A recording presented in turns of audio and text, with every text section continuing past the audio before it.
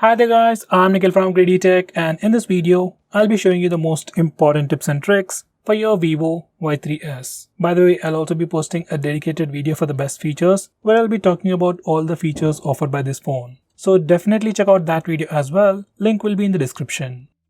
Now with that said, first I'll start off with the navigation gestures. Once you enable this feature, you can just swipe from the bottom of the screen to go home. You can swipe and hold for recent apps, and finally, you can swipe from the left side or right side of the screen to go back a step.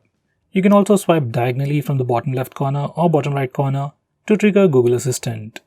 Next, we also have some camera gestures. We have touch, voice and palm. If you enable the touch gesture, you can just touch the preview screen to take a picture. And if you enable the voice gesture, you can say cheese to take a picture. Cheese, cheese.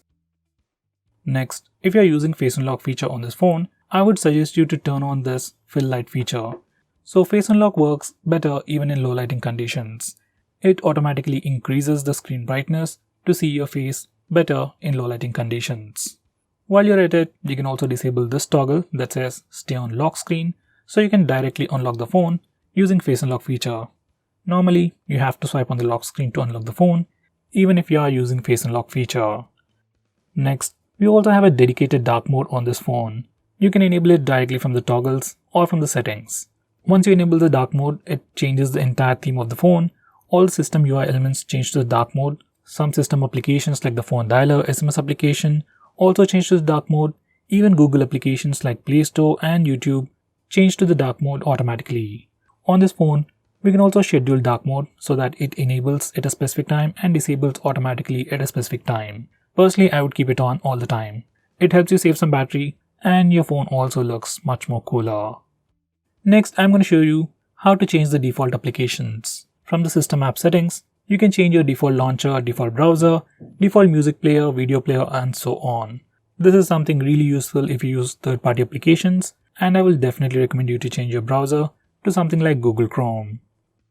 Next, we have flashlight notifications, and you can enable them from accessibility settings. And once you enable this feature, every time you get a call or a message, your phone's flashlight blinks. It's a pretty cool feature. Next, we have a pretty unique feature on this phone called Smart Click, which will allow you to perform a quick action. These are the settings. You can perform multiple tasks, but personally I use it to turn on and turn off flash. So here's a quick preview. When the phone is locked and the display is off, you can press and hold the volume down button to turn on the flash. To turn off the flash, you can either press the power button or just press and hold the volume down button. This is one of my favorite features on this phone. Next, I'm going to show you how to take a screenshot on this phone. Like on any other Android phone, you can press the volume down and power button both at the same time to take a screenshot. And it works anywhere, every time.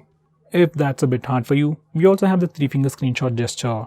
It's enabled by default, so all you need to do is just swipe down using 3 fingers to take a screenshot.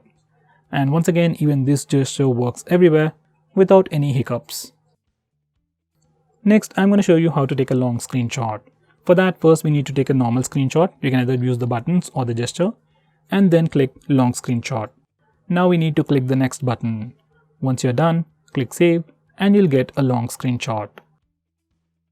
Next, we can also display the battery percentage on the status bar. For that, go to settings and enable the toggle for the battery percentage. Once you do that, you can see the battery percentage on the status bar. Next, if you want to display the network speed or your internet usage on the status bar, just enable this toggle.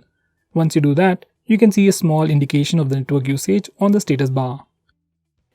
So guys, these are the most important tips and tricks for your Vivo phone. If I missed out on anything important, do let me know by commenting below this video, and definitely check out my video on the best features. Link will be in the description. If you're planning to buy this phone, use the link in the description. It always helps the channel. And if you want us to make any specific video, tweet out to us with the hashtag AskGreedyTech on Twitter and we will try to make it as soon as possible. I'm Nikhil from GreedyTech signing off. Have a nice day.